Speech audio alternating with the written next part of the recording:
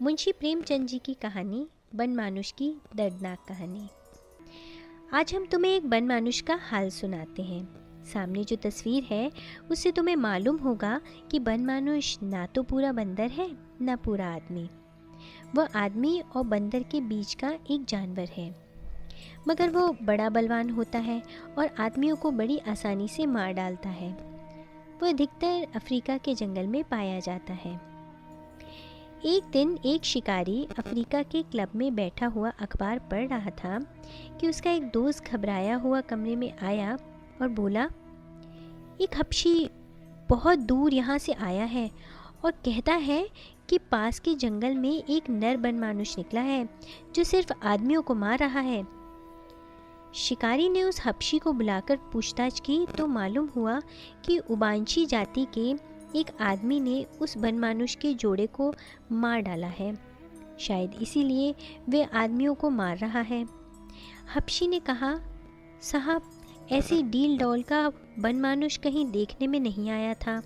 बड़े बड़े जवानों को बात की बात में मार डालता है।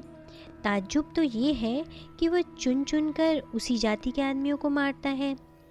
अब तक करीब 10 उबांशों को मार चुका है। शिकारी शेर का शिकार करने आया था, पर उसने दिल में सोचा कि यह बनमानुष तो शेर से भी ज़्यादा खौफनाक है, पहले इसे ही क्यों ना मारूं। दूसरे दिन उसने तड़के ही शिकार का सामान ठीक ठाक किया और उसी हबशी को लेकर जंगल की तरफ चल खड़ा हुआ। कई सिपाही मौजूद थे, वे भी अपनी छोलदारियां और बंदूकें लेकर चलने को तैयार हो गए। हबशी राह दिखाता हुआ आगे आगे चलने लगा।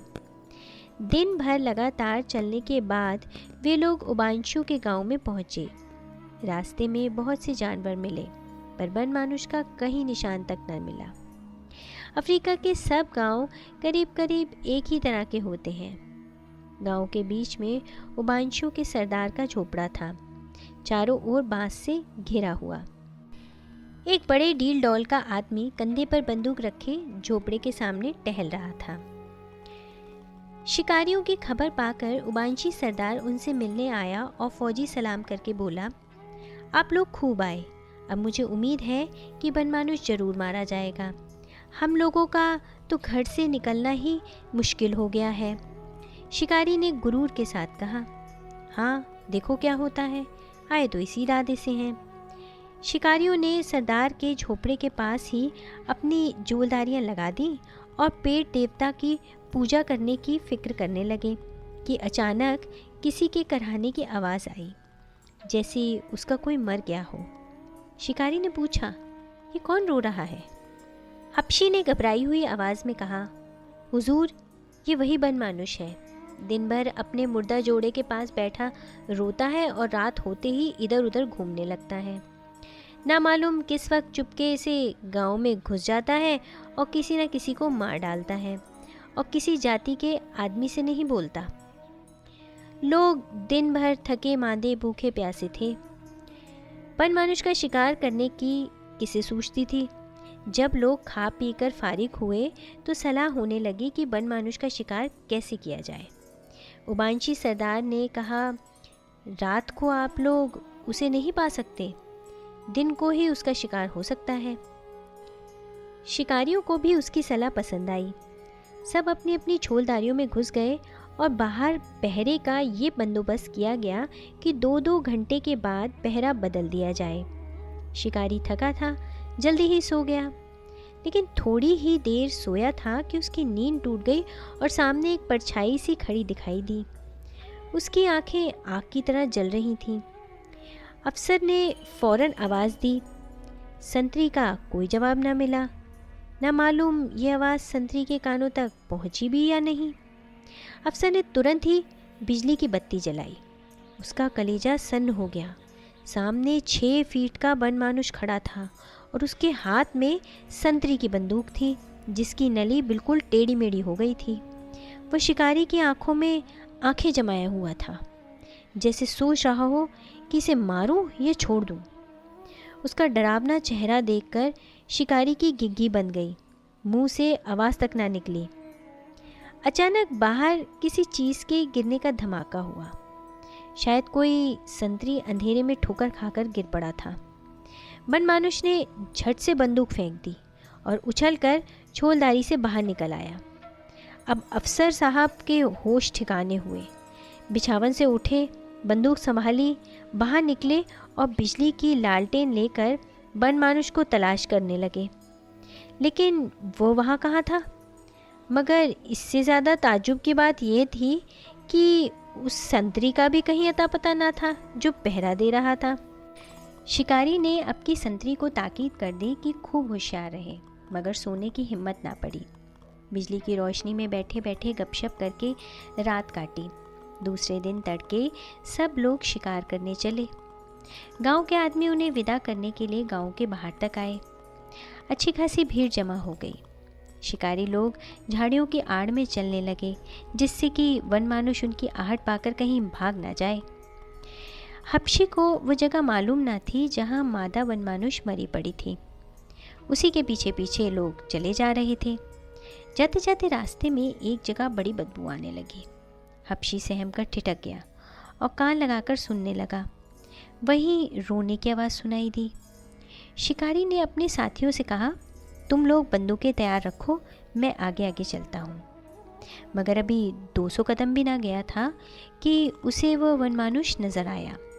मगर वो अकेला ना था, उसके जोड़े की लाश भी वहीं पड़ी हुई थी। वनमानुष उस लाश पर झुका हुआ अपने दोनों हाथों से छाती पीट पीट कर रो रहा था। उसके चेहरे से ऐसा मालूम हो रहा था मानो वो अपने जोड़े से कह रहा हो कि एक बार फिर उठ जाओ, चलो ये देश छोड़कर उस देश में जाकर बसे जहाँ के आदमी इतने निर्दयी, इतने कठोर नहीं हैं। जब वो देखता कि उसका इतना समझाने पर भी मादा न बोलती और न हिलती, तो वह छाती पीट पीट कर रोने लगता था। ये हाल देखकर शिकारी का दिल दर्द से पिघल गया। बंदूक उसके हाथों से गिर पड़ी। शिकारी का जोश ठंडा हो गया। साथियों को लेकर वो डेरे पर लौट आया। सब लोग वहाँ बैठे बातें करने लगे कि देखो, जानवरों में भी कितनी मोहब्बत होती है। लाश सड़ गई है, मगर नर अभी तक उसे नहीं छोड़ रहा है। उबांशु ने ये बहुत बुरा काम किया कि उसके जोड़े को मार डाला।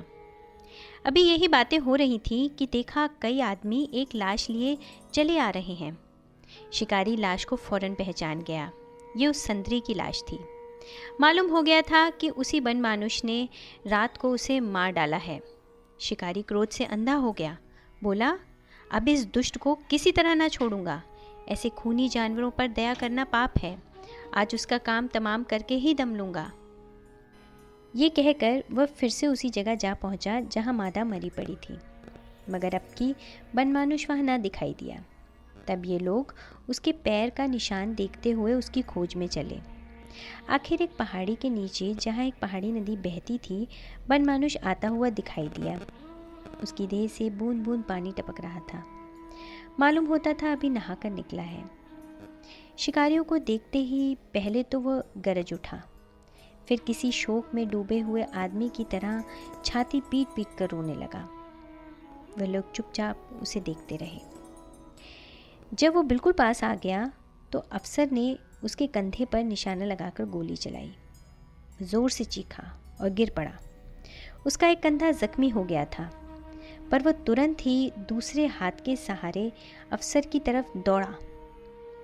अफसर ने अब की उसकी छाती पर गोली चलाई।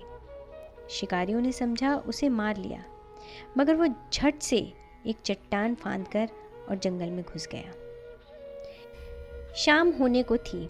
अब उसे ढूंढना बेकार समझकर शिकारी डेरे की तरफ लौटे।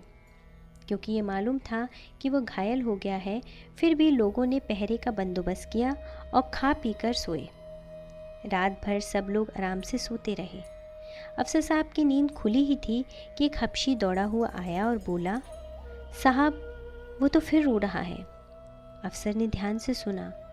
हाँ, ये तो वही रोने की आवाज़ है।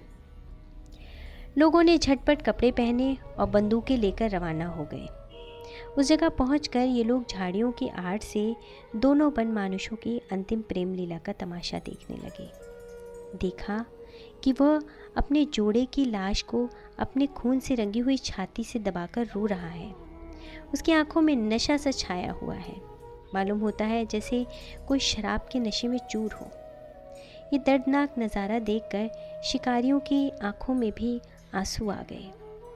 ये तो मालूम ही था कि वह अब चोट नहीं कर सकता। शिकारी उसके बिल्कुल पास गया कि अगर हो सके तो उसे जीता पकड़कर मरहम पट्टी की जाए। उसे देखते ही बनमानुष ने बड़ी दर्दनाक आंखों से उसकी ओर देखा, मानो कह रहा था, क्यों देरी करते हो, एक गोली और चला दो और जल्द ही इस दुख भरे संसार से विदा हो जाऊं। शिकारी ने ऐसे ही किया। एक गोली से उसका काम तमाम कर दिया। इधर बंदूक की आवाज़ हुई, उधर बनमानुष चित्त हो गया, मगर आवाज़ के साथ ही शिकारी का दिल भी कांप उठा। उसे ऐसा मालूम हुआ, मैंने खून किया है, मैं खूनी हूँ। मुंशी प्रेमचंद जी की कहानी बनमानुष की दर्दनाक कहानी। कथावाचक निधि सहगल।